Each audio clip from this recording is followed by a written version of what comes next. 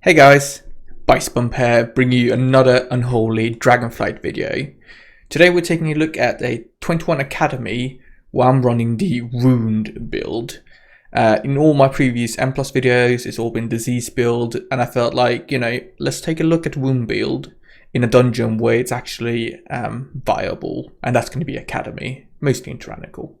Let's talk about the build and so later, and start off with these pools here at the start. So the idea here is for me to build and burst as many festering runes as possible, and that means I have a quite set rotation here. Start out with a Naked Scourge Strike to get Plaguebringer going, Fester into Unholy Assault, Vile Contagion, Death and Decay, and just spam Scourge Strike. And you're going to see here I'm going to hit 700 something K DPS, which is pretty insane. We'll talk extensively about how we do this opener and how we kind of maximize the DPS in any given pool depending on situation. But that just gives you kind of like a indication of the power of this build. It scales quadratically with number of targets, which means that when you have this kind of like 20 plus target pool, there is nothing that can beat the damage of this specific build. Right. Anyway, to start off, here's my talents. That's what I'm running. There's a couple of choices you can do here. For instance, picking up that point of morbidity. I don't know. I could have just as well picked up a point in Magus of the Dead, for instance, to get a bit more single target. You can do Death Claw Cleave as well, but I feel like when you're going to pull big anyway, you can use Epidemic, so don't really need that cleave portion of Death Claw. When it comes to like stats, things like that, you want to run Crit Mastery for this build, even though you can see I have a ton of haste. That's because I'm just running my normal raiding build. For trinkets, I would run Puzzle Box and something like Icon or Hunger the Pack, or maybe Whetstone, something along those lines. I'm running Grief Torture because I don't have another better trinket yet. Anyway, this build, right? You can burst 700k. I'm going to end up this run at 150k overall, so it's definitely very, very potent in situations where it is strong, which is going to be big pulls. And this means that Academy is like the Wound dungeon, but it would also be viable in something like in Knockhood. The difficulty is that the Disease build does pretty much just as well, almost, and does much better on bosses. So it's definitely, this is a viable alternative, but it's generally not like my recommended choice. The Disease build is going to be like easier to play and better to run in most scenarios. All right. Now let's talk about rotation, because that's going to be the primary portion of this video in conjunction with just the commentary once I've talked about it. So the goal is to build as many wounds as I said, burst them to deal lots of damage with Bursting Souls, right? Pretty simple. To do that, the general vibe is to build wounds either using Unholy Assault with Vile Contagion, right? That's going to spread wounds and just generate up to 48, I think, 42. It's a big wound generator, so whenever you have that combination, that's going to be like a primary source of wounds. Otherwise, we have Dark Transformation, right? When we combine that with Infected Claws, you get AoE wound application from your pet. That's another source of AoE wounds, and that's kind of what we rely on when we don't have an Unholy Sword combination. And then when we have neither of those, we're going to have to resort to the good old Festering Strike tabbing, but that's kind of like last resort. It's something we generally do in the pools, right? It's good practice, it spreads some extra wounds, right? But generally it won't be the primary source where those wounds come from, right? Now, how do we do this in practice, right? I think we should look at what a opener rotation looks like. What I like to do is start out with a Naked Scourge Strike. We do this to get Plaguebringer up and running, which is going to significantly increase our dot damage. Even if we're not running Ebon Fever, our dots are still a significant portion of our overall, and buffing them appropriately is going to be crucial to dealing maximum DPS. So the Naked Scourge Strike, you do it either as first TCD, or you do Outbreak into Naked Scourge Strike, because you can Outbreak at range, right? Right. Next step depends on where how many cooldowns you have. So let's talk about the situation where we have everything ready, and then we move on to the scenarios when we don't have everything ready. Yeah. So when you have everything ready, you do Blight, you do single Festering Strike, into Unholy Assault, into Vile Contagion, right? And you then use Apocalypse. This is just to kind of get some runes back, start out your Fest Map window, also get some priority damage. After this point, you can do some couple epidemics to dump your rune power, pop down your Death and Decay, do a Scourge Strike, and then pop Dark Transformation. This might sound a bit odd, right? You're like, okay, hang on, why is Dark Transformation coming that late? It has to do with optimizing like the number of total wounds you generate. So if you use Dark Transformation early and you have Vile Contagion, right? Vile Contagion is going to max out the wounds on 8 targets total, right? That means that any wound that your pet would generate there would be wasted. That's why we don't want to use Dark Transformation early. We wait with Dark Transformation so that we don't waste the wounds. So right, you're in your Death and Decay, right? You pop Scourge Strike, DT, you keep using Scourge Strike. At this point, you will overcap on runing power, right? You will generate so much runing power, there's simply no way you can avoid overcapping, but that's fine. Our priority is to use is to burst the wounds, right? Epidemic also deals lots of damage, but wounds will deal more in these kind of scenarios. So you make sure you hit Scourge Strike in Death and Decay as much as possible, so you burst all your wounds, yeah? Once that first Death and Decay window is over, you will then dump your runic power. This is both to build up more wounds for your next window, and also to do lots of damage, right? Runic power, Epidemic deals a lot of damage. And then you follow up with your second Death and Decay, right? We're on Death Echo, so we've got double Death and Decay. During this period, your Dark Transformation pet has been working overtime to generate wounds, which means that your second window is also going to be strong, right? You're going to have lots of stuff for burst still because of your Dark Transformation, essentially. Right, so that's kind of like the ideal scenario, and then you hope that at the end of that window, like, you dump your rune power and the pack is dead. And that was roughly the first pool we looked at. Dungeon, this was kind of my aim. So you go in, you go for that first Vile Contagion spread, pop down Death and Decay, burst some wounds, and then pop DT to prepare for your second burst window. Right, that's how it works. Now, obviously, this is not going to be the case in every scenario. That's the perfect case of a pack that lives for quite a significant amount of time. If the pack doesn't live that long, what you do is you pop DT early. You don't want to pop DT late and then have the pack die and you lose value because of it, right? It will depend on the Mythic Plus level you do. If you're running lower keys, popping DT earlier is definitely a thing, right? Now let's talk about what happens in scenarios where you don't have all your CDs and you can't do this perfect opener, right? I think generally my kind of vibe here is that you do that first Naked Scourge Strike as always. If you don't have any CD to build up wounds, right, you're going to do Festering Strike tabbing. So you Festering Strike one mob, right, tab to another, Festering Strike that one. The amount of time you do that, I feel it's a good aim to do it until you need to refresh your Playbringer again, right? So it's going to be 10 seconds.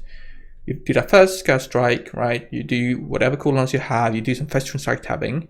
But when you want to refresh that Playbringer again, that's the moment when you pop down Death and Decay to start your cleave window. I think that's a good thing to aim for, right? It means that you don't spend too long, but you still have some time to do it, and it's something nice to aim for, and it also kind of neatly sets it up for you. Right, just cooldown usage, right? I say this in my videos. I'm going to talk about this when I do the commentary after I'm done with like all the chat. Use them, right? You don't want to hold the cooldowns ever. Just use them whenever they come up. Middle of the pool, send them, right? Late to the pool, maybe hold them, but generally send them. This pool right here, that's a big example, right? I started out, I didn't have any cooldowns at all. I had my Blight DD coming up after a while. I had my Unholy Assault. I just send them, make sure I pump that damage into that pack, even though they weren't there at the start. It is crucial you do so to optimize your overall and make sure you actually finish dungeon quickly. Apocalypse, it's ideal to use, when you do that setup, when you have every cooldown ready, you do it after you've done Vile Contagion, right, on something that has 4 wounds. Generally, it's a good idea to festering something twice, so you can set up for an apocalypse on that target, right? You can see here, right? Double fester on that guy, and then do some epidemic, and then I pop down my Death Decay and go for it. Just use it as much as possible. It's some nice priority damage. If you're running Magus, it's even better. That's kind of the vibe. Blight and DT always align, always use them together. I discussed DT usage earlier. In a pack when you only have DT and Blight, you're going to use DT quite early. If you have that whole CD available big pool, DT comes a bit later. Yeah. Empower Wound Weapon, just use that with my other cooldowns whenever it's available. Right, don't hold it for anything specific. We have Army as well. I just send that all the time. You know, the more usage you get out of it, the more value you get from the actual spell. If you hold it, you're going to end up losing so much overall. So I think I used it 2 or 3 times already this dungeon, something along those lines. That's the kind of thing you're looking for. And then with Abomination Limb, just use it whenever you have it, like in this case. Now, I feel that covered like the rotation. Obviously, we could talk about our Festamite window, but I feel like that's only a...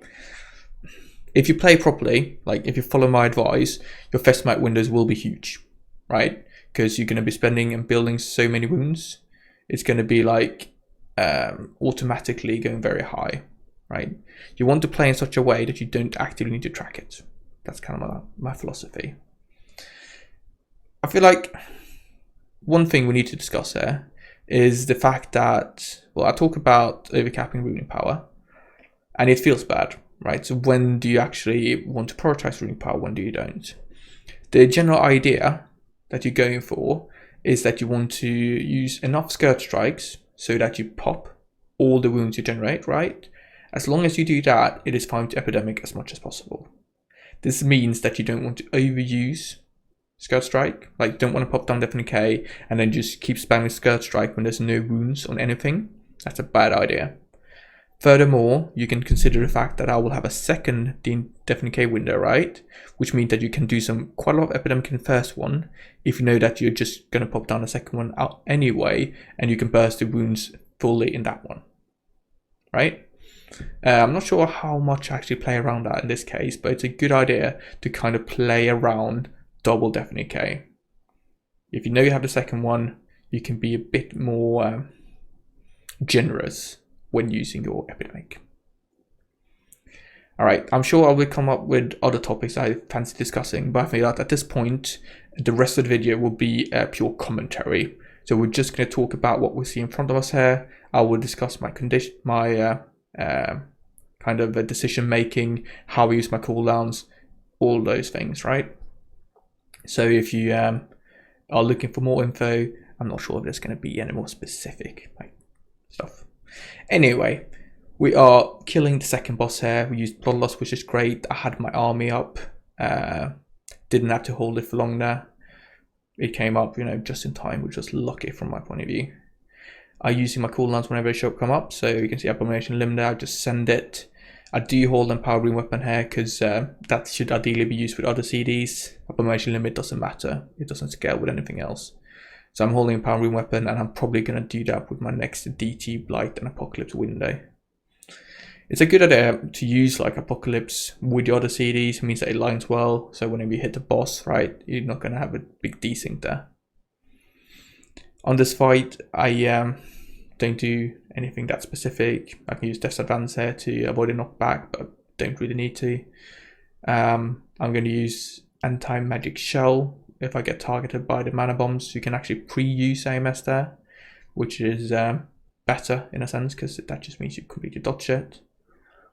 But both work. You're not going to die if you run out with AMS either. This is going to die. We're going to move on to the next pack. It's going to take a while to get there, so this is going to be a classic Blight, DT, and a POC kind of opener pack. And as we talked before, it's going to be a... that's actually interesting, because I don't have anything ready available now, so I'm going to start the fight without any CDs, and then going to pop them like halfway through.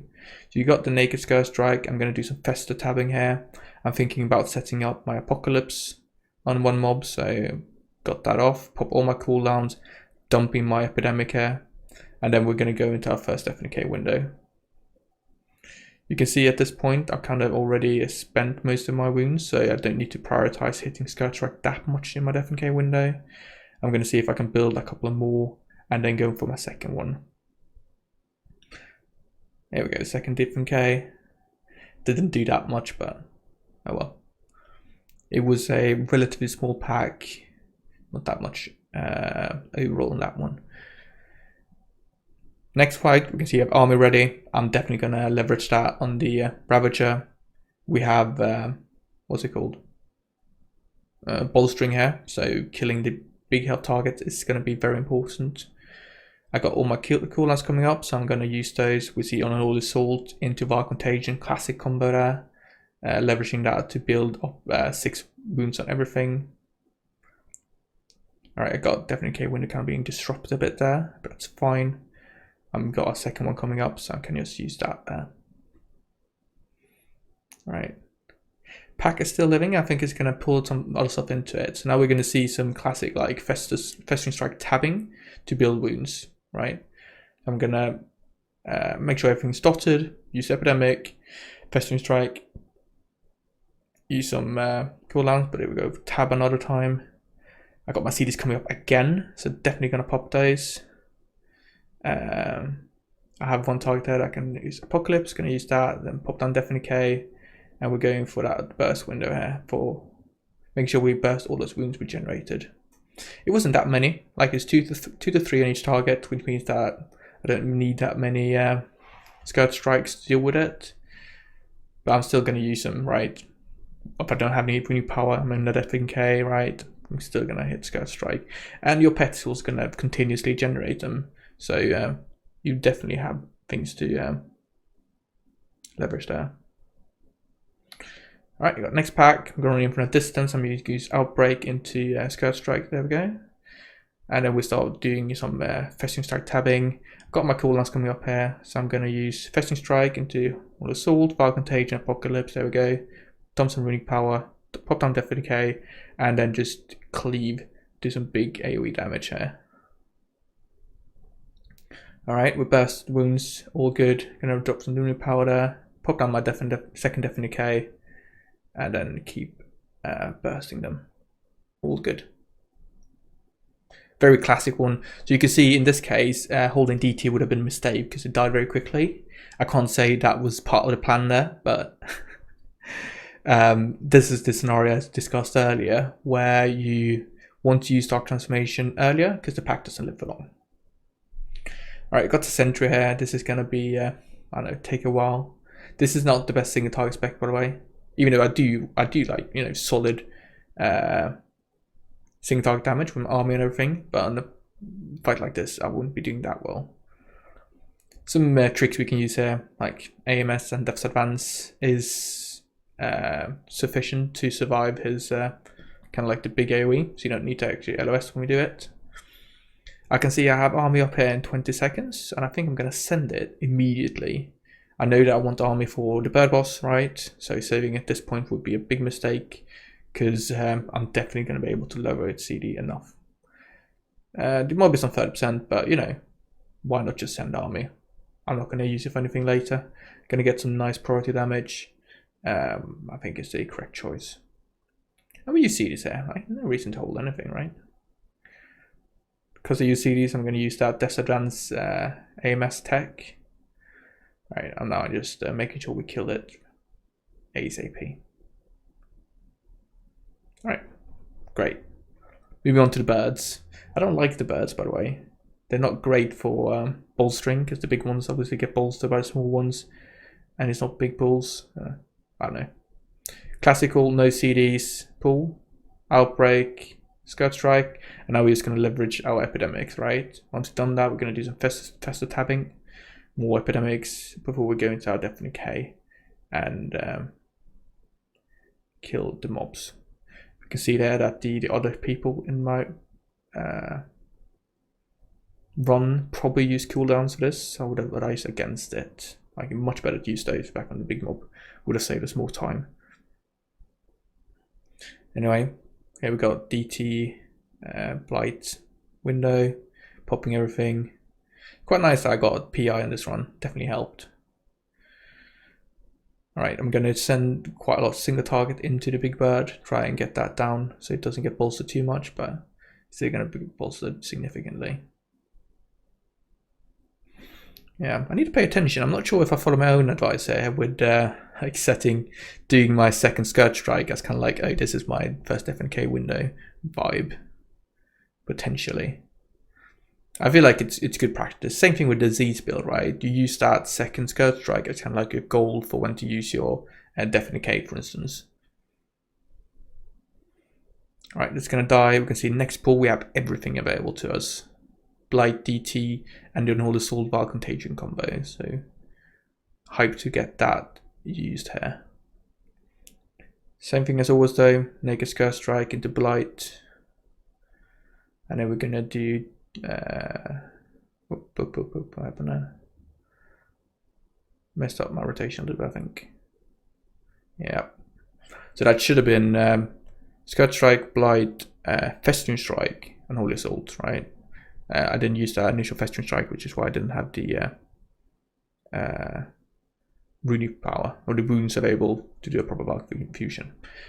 But anyway, we've got 2 targets. These are bolsters quite significantly, so we're going to have to kind of wait for that to drop before we can actually kill them. Now, for the boss that comes out after this, we are going to use Blight, TT, and Apocalypse on pull, but we're going to save Unholy Assault. If you use Unholy Assault, you want to have that ready for the burst phase. So it's better to save it than use it with your army in the burst phase to do lots and lots of burst DPS. And I think Unholy is quite good at this. We will do a significant amount of power, amount of damage there with army. Whoops, should have paid more attention. I did get under 50k here, but definitely wasn't a perfect run. I died. End of tree boss, I died at like 1 or 2 pulls. So I think there's definitely more to. I can go higher, so to speak. But I still feel like this was an appropriately. It was sufficiently good this run for me to make a video out of it. I don't want to make a video out of a run where I don't do big damage. Doesn't go well with a thumbnail, you know. Need to get that big DPS. Anyway, boss, Naked Scourge Strike to get Playbringer. We're gonna build up for Apocalypse here. I do use my Grief Torch because I know I will save Posser Box for the burst phase, so no reason to hold that. And then the goal here now is to get him to 75% before he casts his. We're aiming for 3 of the debuffs. You know, that makes his Shriek deal more damage. Some, if you do Tyrannical, you can do 4 here, but now it's only 3, and we have sufficient DPS to do so. I think if you aim to send the ball after the 4th, you can use Unholy Assault on pull. There's enough time. But now scenario now, I know it's going to be after 3, so I know to hold it. Alright, another point here is that we're going to use Unholy our army like before we know he's going to become vulnerable. You don't want to use it after. Army takes ages to get going.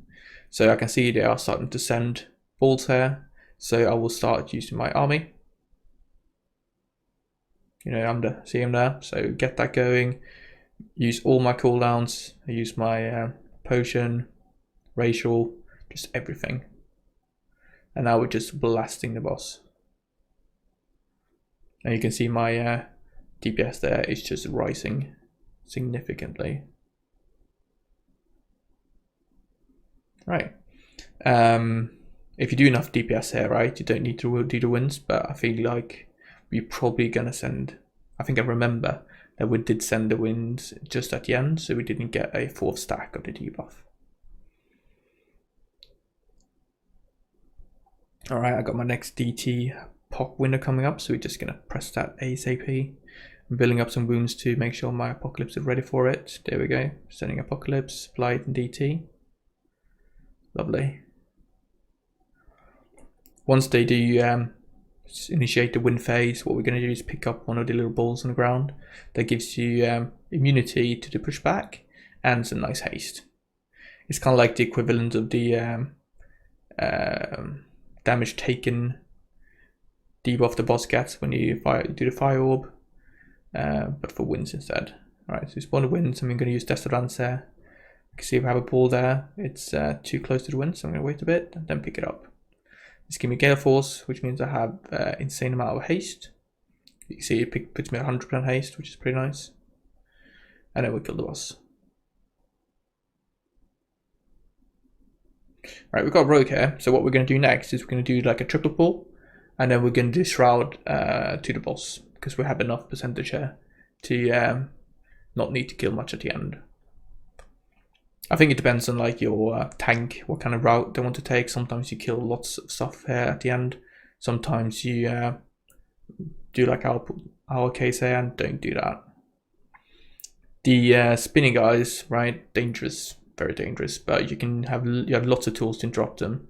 Death Grip, Asphyxiate, Blinding Slate, and Pet Stun as well.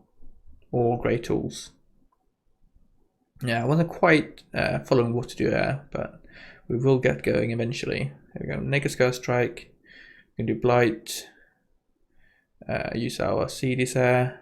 You can see this is a case where I delay my DT. So we have a couple of Scourge Strikes there before I use my Dark Transformation. And this means that, you know, first window is over, I then put my second one, and then DT would kind of generate the wounds for that one quite nicely. There we go. You could probably even wait a bit further, like doing a Festering Strike tab there. I wouldn't be against it, you know. But, you know, I've got my third. Jesus Christ. Need to be careful with this whirlwinds. I nearly got one shot. We got a third Death and Decay window there, which was quite nice. And we end up at 200k plus at the end. Right, we're going to use Shroud. I will dismiss my pet because that one can pull 3 invisibility. It's always best just dismiss it. Don't need it anyway. Right, I can see that I'm at 163k overall at this point, and I'm just thinking to myself, you know, I hope the boss won't drop it below 150 because that's my kind of goal. And luckily for me, it didn't. So all good. We start off with all our cooldowns. We got Naked Scash right there. We Blight, DT, do Double Fester into Apocalypse, and then you do Unholy Assault. And you use Puzzle Box down. I use a macro for my Unholy Assault and Puzzle Box, which means that it uses Unholy Assault, and then you get some portion of that puzzle channel within Unholy Assault, which is pretty neat. It means that you don't waste as much time channeling compared to doing it the other way around. This boss is not too exciting, so yeah, I got my damage breakdown up here. I got my buff uptime up here as well, actually. You can see that the damage comes primarily from Epidemic and Bursting Source. Interestingly, you know, Bursting Source is not the top one. It's kind of like a combination of Epidemic and Bursting Source. And that's why we talk about this conundrum where you will overcap runic power, you want to use Epidemic anyway, yada yada yada. Right? If we look at buffs, I have it here as well. You can see Playbringer at 87% uptime. That's not good enough. When I do disease build, I definitely aim for 90% plus, for sure. So I'm a bit disappointed at 87%. It's one of the things I ask people when they kind of ask me for advice, like, you know, how do I get more DPS in a dungeon? My first question is always, you know, what's your Playbringer uptime? Because it matters so much. Not so much for this build, you know, it's not as significant, but for disease build, is like the most important metric, you know, that indicates whether or not to play properly. Alright, boss is at 35% health, he's going to drop soon, and I will end up at 150k overall. This fight, there's not that much you can do. If he targets you with a bomb, you can pre-aim it to dodge the application. Otherwise, it's just, you know, dodge mechanics, kill the boss. It's not too difficult. I think it's one of the easier fights and bosses, kind of like in the dungeons currently. Alright, well, this is going to drop soon, so please do consider subscribing if you want to see more of this kind of content. Leave a comment down below, let me know what you thought about this video. ask any questions at all as well. You can also PM me on Discord. I hang out in the Acros Discord, so you can just ping me there or just send me a PM. I'm more than happy to answer any questions you might have. Upvote, downvote, tell me what, depending what you thought about this video, and I will see you guys in the next one. Thank you very much for watching. Bye bye.